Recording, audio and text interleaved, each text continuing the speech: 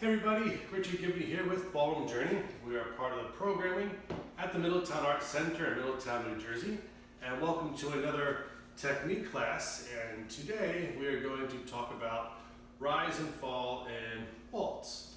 And I know there have been other virtual lessons out there for you to learn. And hopefully what I'm going to share with you today maybe something new that you can take away that you haven't heard before, or maybe something you may have forgotten.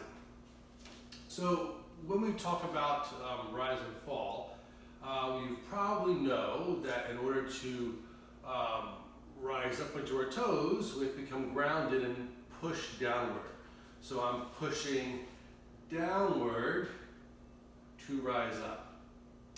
And then when I'm lowering, I try and keep the spine lifted to stay up. Right? So again, I'm pushing down through my feet to rise up. And as I lower, I'm keeping this going up as well. And that's probably all the stuff you've heard before. And I want to share a little story really quick with you. We had a coach in a great waltz lesson with Sergey a while back now. And he had the whole class up on their toes. And he said, you know, when you're on your tippy toes, go as high as you can. So the whole class is on their toes, or we're trying to reach.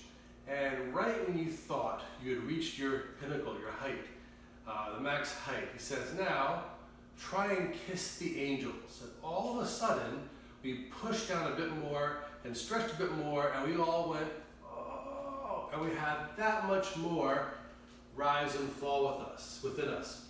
So, first thing we're going to do for everybody is if you're up on your toes, if you're holding your phone or at the computer, you can stand up and try this, and go to your tippy toes, right? So you're pushing down to come up. And right when you think you're at your highest point, right, try and kiss the angels. I feel off balance. Try and kiss the angels a little bit and get a bit more stretch out of you. Okay, so the other parts I want to talk about with your rise and fall is when I'm rising up, I imagine, well, first I use a pole. I have my dance partner with me.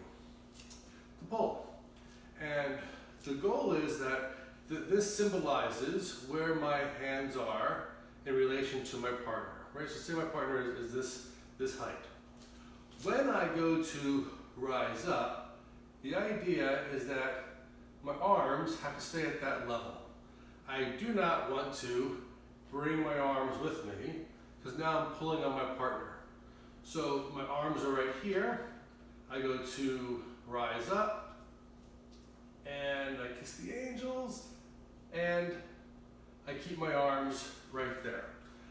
Side note, I need to back up something really quick.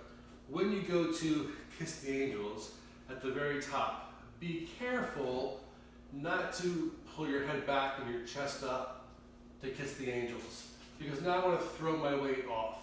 The idea is that our spine is still straight, our core is pulled in, our shoulder blades are pulling upward, our shoulder blades with our spine between our shoulder blades is pulling upward, and we maintain this straight. Avoid tilting back. I forgot to mention that. Okay, so I go back to what I was saying. When I rise up, my hands stay in this one spot. Now, when I lower, and I'm trying to keep my spine straight, my arms stay in the same spot. Right? Because if you pull them down when you lower, you're pulling on your partner. Either a leader or follower. So if you're a follower, you start to hang on your partner, and if you're a leader, you start to pull your partner down. And you want to avoid that at all costs. You want to try and find your own balance, right? So you are pushing up, kissing the angels, and as you lower, right there.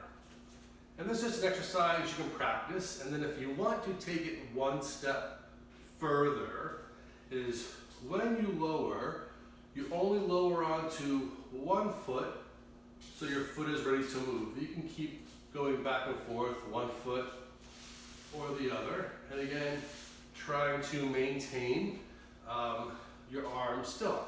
So you can take a broomstick. I took the broom part off, the brushing part off, and that's what I have right now to use. Okay, so hopefully this has given you a bit more to work on with your rise and fall versus just pushing into the ground, is to keep your arms steady and not to have them lower with you as you're dancing.